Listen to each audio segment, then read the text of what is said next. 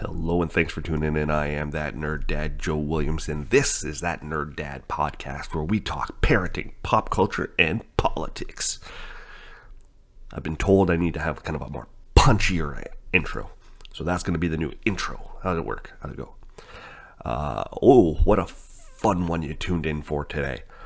I have Officer, Police Constable Sean Shapiro on today's show. He is known informally as the voiceover cop, and you'll understand why when you hear his magnificent voice.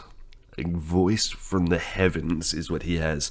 We have a lot of fun talking about safety things that are irritating to officers, things you can do if you see an aggressive driver. I call him an asshole driver, but Sean says aggressive, understandably so, considering his position. So this is a huge one for me because I've been trying to actually talk to Sean for, let's put it this way, at some point in time we talk about how when I first approached him, I said, can we talk about back to school safety driving? We're way past that now. But Sean and I finally were able to make it work, and I'm so happy to be able to share this with you. I have one ask. Here's my ask. You've tuned into the show for a reason. Either you like me or you like Sean. Think of one person that you know that might also like this show, and share it with them. Just one. That'd be great. I'd appreciate it. And then, of course, if you could hit subscribe, follow, 5-star, thumbs up, comments, reviews, all of that stuff. That's all fine. That's all. Just think of one person that might enjoy this show and share it with them. I'd greatly appreciate that. Now, let's get to Sean. Are you listening? Damn. All right, everyone. Today I am joined by my guest, Police Constable Sean Shapiro. We've been trying to make this work for a little while, so I am really glad you're here. Thank you so much, Constable Shapiro. Sean, thank you so much for being here. You can find him at trafficcop.ca. He's got all his links there. We talked about this beforehand. There's a lot of links. It's all trafficcop.ca. Yeah, I've got the stuff that's just me. I've got the stuff that's Toronto Police. Everything under the sun, one place. I don't normally have guests on who have better voices than me, but I'm making an exception here. I appreciate that. Is this something that you, like, when did you realize, like, I got a voice for this? So my father always growing up, he says, "You've got the voice," and you know what? I did some stuff. Like I've been involved with creative things, photography, videography. I never really focused on doing anything as the talking head, actually using my voice for good. It was just something that people made comments here and there. A friend of mine, his business partner, had a sound studio. Says, "Oh, dude, you got to do voiceover work," and in the back of my mind, that's great, but I want to be a cop. Like that's what I do. So now I found the perfect blend of using my voice and my smarts for policing to do something good for everybody. So no one ever convinced you to, like, hey, do this cartoon character for us, or hey, do you want to, we got a coffee commercial coming up? No one's convinced you to kind of dovetail? It's funny. I know somebody. My buddy's brother was my buddy's brother's best friend. His father was like the voice of Duracell. Okay. So I saw that being done. I'm like, that's pretty cool. But never did I make the connection to actually try and get an agent to go do that. It just, my voice was apparently sampled in a song that my buddy produced years and years ago. I don't even know what that song is, but he asked me, can you say this? And I did it, and I don't know what ever happened to it. So yeah, I might be famous somewhere, but I don't know. All right. Some obscure European hit. There you go. Okay. So Sean, first hard-hitting question is, are you also my dad? For those who are listening, head over to the YouTube version of this because Officer Sean bears a striking resemblance to my dad. Your dad may actually have more hair than me. He keeps that little tuft on the top, which I've begged him to shave, but he refuses. Yeah, I have decided, or I made the decision a long time ago to simply take off by choice what's there, and I'm like a chia pet. I always have a little bit coming back in because even though I am my own barber, it's not the first order of business. I look. I wear the hat for a reason because I would have the tuft, right? Like I can see the little tuft here, so I wear the hat when I'm not. Normally, I'm like you, right to the scalp kind of thing. But yeah, when I first saw you, I was like, Jesus Christ, he looks like he could be part of my family. Well, maybe we're somewhere, some strange relations, distant. Who knows? Somewhat. So you're not my dad, just to clarify. I cannot take claim. How old are you? 38. Probably 38. not your dad. Probably. Mom's got some splaining to do. Okay. So when I started messaging you back and forth, I was like, police constable. It's different than police officer. And I was kind of like, well, what's the difference? I'm like, you're coming on. I'll ask you, what's the difference between a police constable and a police officer? You know what? I think it's just a British thing, the influence. We were a constabulary. In fact, if you look at Newfoundland, they still call them a constabulary. It's a British term, constable. It's not something that was adopted in the States. An officer is the terminology used in the United States. But police constable, we're still police officers, but it just depends on who you ask and what card you're reading. And we are police constables. That's actually our rank. But to the average person, we're just police officers. Okay, so kind of everyone has kind of a PC before their thing. It's just like a Toronto thing or a Canadian thing? It depends on the service that you work for. In Toronto, we have police constable. We have some status ranks in between that are based on how long you've been a police officer. You start out, you're a fourth class constable, then you work your way up to first class.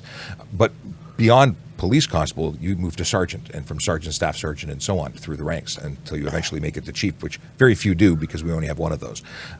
But with police officer, they have sergeants in different roles within their organizations too. So it really just depends on, I guess, what they chose. But we're all based on the whole queen and now king thing. Has that changed your life? Like, has that changed things in there?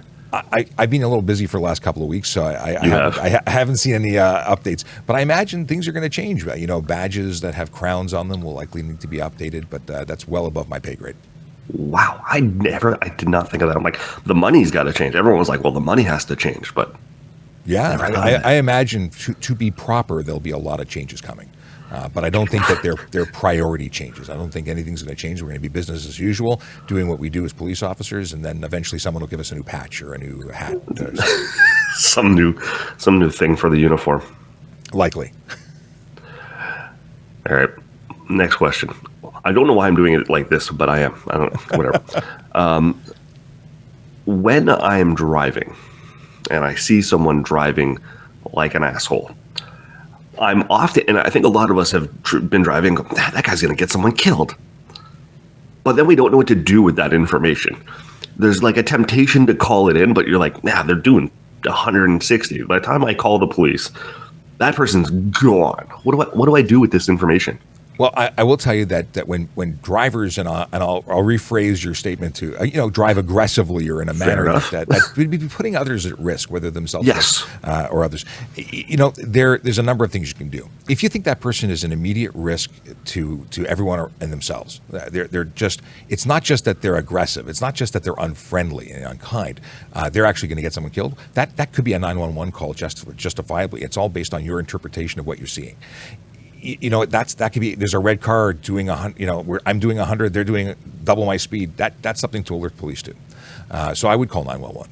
If you have a dash cam and you probably have a blur on your dash cam as opposed to actually a license plate, but you might have evidence that you could support that with. If you happen to catch that blur in your mind, you could include that information when you report it. But if it's just someone who's either they've got a loud exhaust pipe or they're not signaling and you think it's worthy of reporting, that's certainly it's risky behavior, not the exhaust pipe so much as the not signaling and being more aggressive. That's something you could, if you're in Toronto, could report online. We've got a portal, and if you go on, you can make all sorts of reports, either local driving complaints or specific vehicles doing specific things. Interesting. Is that utilized a lot? Or is it? It creates an actual report. It's assigned to an officer for follow-up, and very often we can't do very much about it. Because as a police officer, I need to know who's driving, where they're driving, and be able to put a couple of pieces of information together in order to lay a charge. But it does allow us to do two things. One, create a record of it. Yeah, we looked into it. We saw who the registered owner is. We sent them a letter saying at this date, this time, your vehicle was reported to have been doing X, Y, and Z. if you weren't aware, be aware. If you are now you've been told. We've been Okay, so it'll like generate a letter to the person. Absolutely, it's going to create some level of feedback to the registered owner, and it also creates a record for us. So when we pull over that car doing 150, and we see, well, on this date and time we got a report. This isn't something that this isn't a one-off behavior. There's a pattern of behavior. So it could change and help us and take it to the next extreme. Let's say it's involved in a major collision, or if it's a failed to remain, and we have a bunch of these reports, it starts escalating. And as we go, we change the way that we interact. Feels like a verbal warning for when you're at work. It's kind of like, hey, you're aware now. The problem is that it's complicated. We need to catch people in the moment, and very often residents call us up and say, we're seeing all this behavior in our neighborhood. What can you do about it? Loud exhaust pipes is one of the number one complaints. Well, if you call us about a loud exhaust pipe, we appreciate that it's waking you up. The baby can't sleep. You can't sleep. You're trying to work. You have a home office, whatever the case may be. But if you call us and we come screaming over, they're gone. And there's probably 5 more that have passed since the first call. So there are problems, but we have to catch them in the moment so that we can issue tickets and have those things, at least taking steps to resolve them. Does it get petty? Hey, my neighbor's got a noisy exhaust pipe. Does it get petty? You know what? If my neighbor had it and it was keeping me up at night, it's not petty. It's reasonable. You're supposed to be able to enjoy your space that you pay taxes for, and there are rules governing the use of exhaust pipes. So, is it petty? Is it? If I've gone over to you and said, "Hey, buddy, it's really causing an issue," and you do nothing, what's the next? What are you supposed to do? You call the police, because we often are called to manage relationships that can't be managed any other way. That feels challenging. That feels challenging. But as the nerd dad, you're a parent. We are sort of coming in as parents to some degree. We're coming in to help manage feelings, big feelings. So we use the word around our house. I'm a dad. I use it all the time, and I'll use it for myself, just so my kid knows. Like, I get them too, and I'll be like, "Daddy's having some big feelings right now." And then short detour. My sons don't like it when I say the word bud, when I don't call them bud, because don't call your well, when I call them bud, they say, "Hey, don't call me bud." And the origin of that is I was driving and someone was driving like an idiot. And I think I said something out loud to the effect of, "What are you doing, bud?" Because that's the polite word with kids in the car. And now they think of it as a negative thing, like, we don't want to be bud. So I can't call them bud now. That's funny. I use other words that are reserved for drivers, but my kids are just, I think, used to it because I'm loud. What are they? Very often my kids will remind me that, no, my name is that. Yeah, I know your name. I gave you your name. But then you mix them up, right? You swap them all the time. My grandfather had my brother and I turned into one word. We were Shryan very often. Sean and Ryan became Shryan. And it's amazing how that carries through genetically. I have the same issue sometimes. I'll go back to my dad. I remember thinking, like, he wasn't great with dates. And I was like, how could you not know dates? And the other day I took my kid to the doctors and they're like, and can you confirm his birthday? And I'm like, nope. I can give you a couple of dates that I'm pretty sure it's one of them, but I cannot confirm his birthday with confidence. And then I was like, I owe you an apology, Dad. I wasn't ready for that. I studied for the other stuff. I was ready to hold him real tight for the needle and stuff like that, but birthday, I don't know. I have his card. The one that used to get me was the how many months. I'm like, I don't know. Yeah, I know the birth date, but I don't know how many months. I can't count that high. It's just like, I as soon as I got to a year, I'm like, yes. Yeah, exactly. And after after your first one, do you have more than one, Sean? I have 2. Yes. Yeah. After the first one, the second one doesn't get that kind of attention. Oh, no. The photos slow down. It's not the same. Well, I got to say, I'm a photographer, and as a social media guy and a photographer, my phone doesn't stop.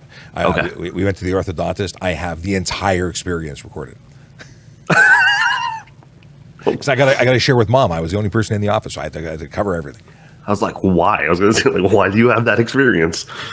It's just because I figure one day there might be a wedding and there will be a party that will have a big screen projector on it, and I will need to embarrass my child. Forward thinking. You're It's forward chestnut thinking. checkers. Chestnut checkers. That's awesome. That's amazing. Chestnut checkers. Okay. When we first started to talk, I was going to have you on to talk about back to school safety. Yes, we've passed that, haven't we? We passed that, but now we're in an interesting spot where people are no longer hyper vigilant. It's been about 30 days. The sun's setting a little earlier. What do parents, what do drivers need to be aware of around schools now that maybe they've lulled themselves into a false sense of security? Well, here's the thing, and it's not school zone specific. We take these opportunities when we have a change of behavior to remind people of the things they should be doing all the time.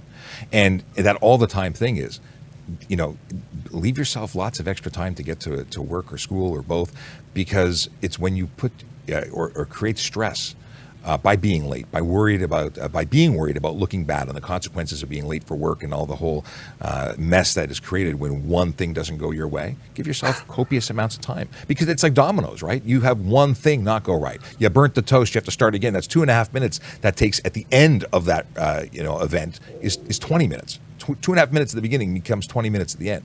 It's a weird way of building up. So, simple things. I lay my clothes out for the next day, the night before. I do that. My kids do that. We do that so that we don't have to think in the morning when we're groggy. Then we make sure that if we need 30 minutes to get there, we give ourselves an hour, because as far as I'm concerned, anything in Toronto takes an hour to get to. It could take an hour to get to Buffalo, but it takes an hour to get from my house to where I'm going. Doesn't matter. and you also have to plan for the unforeseen. So, whether it be Toronto construction, it depends on what season you're in, but Toronto construction or, and really it's applicable anywhere in the world. You just can't plan for what you can't plan for. So you give yourself. All it takes is one fender bender, and it's game over. And rubberneckers. Yeah. Everyone's got to see. Just move on. There's nothing to see here. I just need one guy with a megaphone at every accident. Go, move, keep moving. Don't look. Also, what's the best case scenario? You see,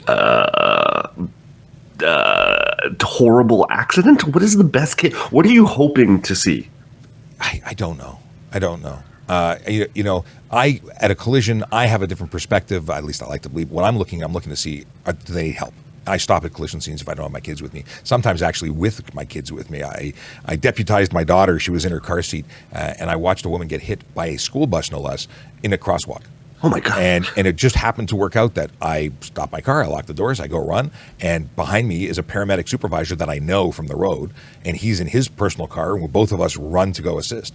And that was one of those things where I'm like, my kid's seeing me in sort of quasi-cop mode, and it was somewhat traumatic for her, but these are things that you can't plan for. And so when I look at collisions as an off-duty police officer, I'm looking for different things. I'm very often getting involved. When we're passing them, because mine are 6 and 3, the only thing I'm saying is like, yeah, oh look, police, and then immediately it's, I hope everyone's okay, and I just try to instill that, like, yeah, this is not a cool thing. I know that it's, flashing lights and cop cars are cool for kids and things like that, but it's like, let's hope everyone's okay.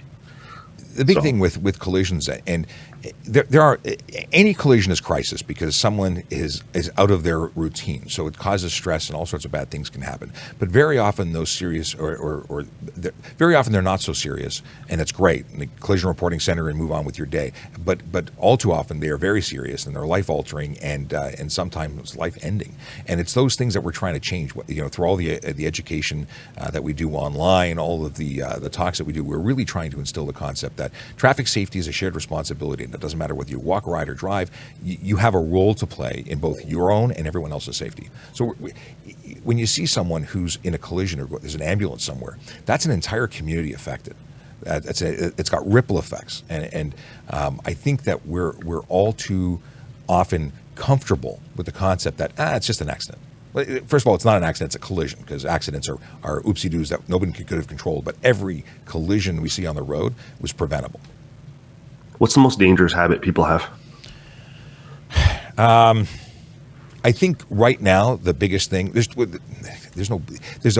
have the big four that we talk about regularly. We talk about speeding, which is a huge problem because for so many people they don't take it seriously. That's not a problem. Everyone speeds. Our average speed seems to be 20 over the speed limit. It's way too much. And people argue from morning till night that it's no big deal because my car has airbags and Bembo brakes and ABS and auto steer and all, and it's going to make. The fact is, science and physics say speeding bad, and we're trying to reduce speed across the realm. I'm watching some dragon show right now. I've got verbiage entering, it's spilling over.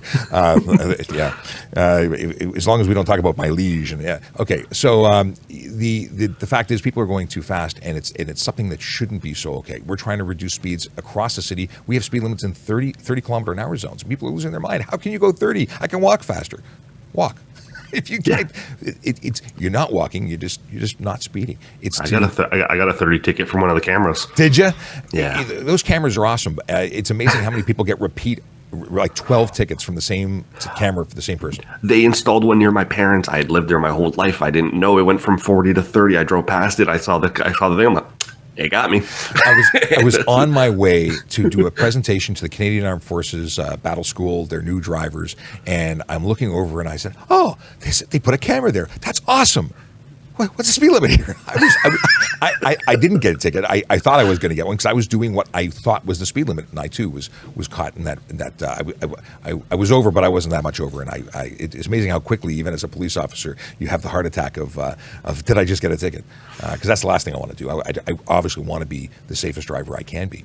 I started talking about the big four. So speeding, yes, one. Aggressive driving is a huge problem because that's the me thing. I got to get there faster, and I'm not going to wait for you to cross the road, and I'm not going to wait for that stuff. So aggressive driving is a huge problem. There's a whole bunch of different choices or behaviors that fall into that subcategory.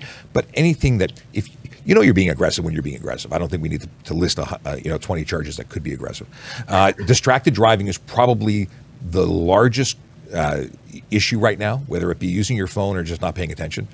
Distraction is a huge contributor, if not probably the largest representation in collisions.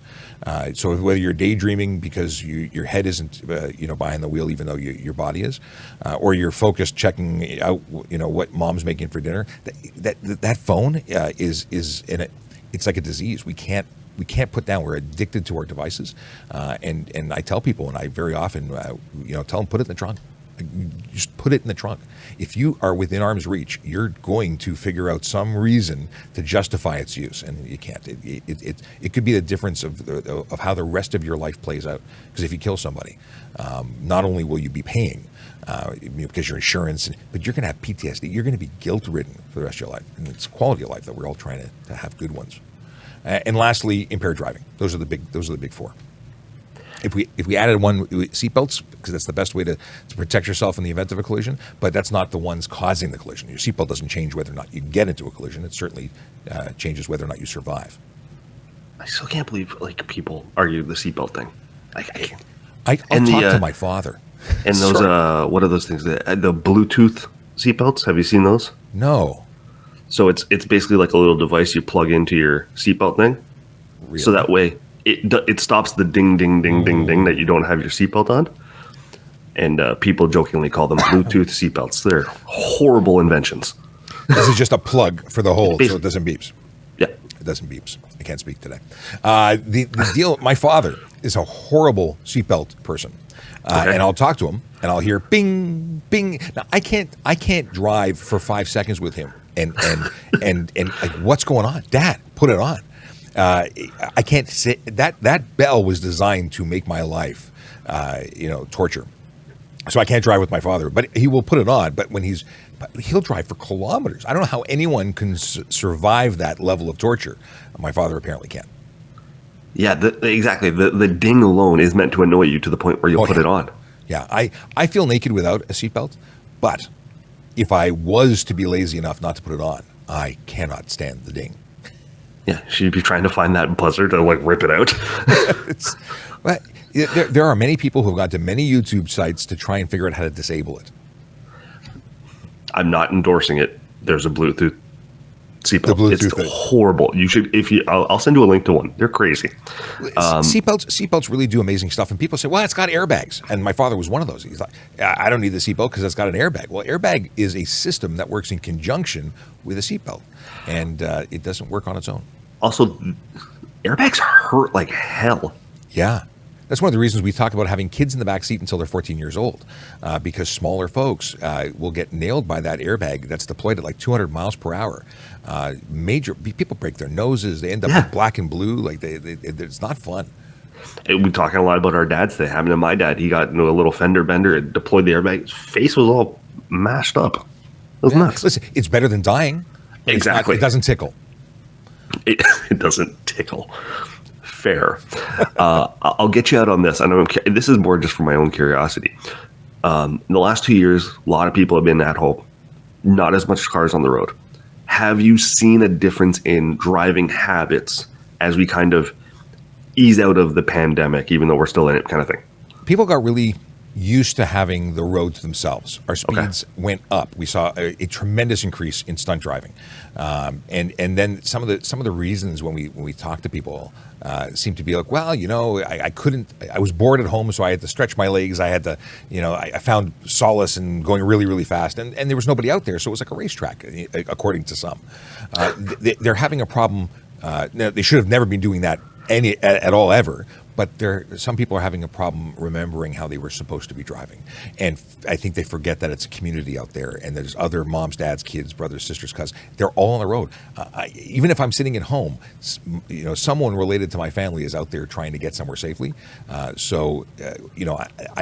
strongly, and I ask this all the time on Ask a Traffic Cop and our Traffic Jam podcast, to consider that if everybody else occupying every other road was your mom, and you love them, how would you drive? If everybody in every other car was somebody you cared about, it should change your behavior.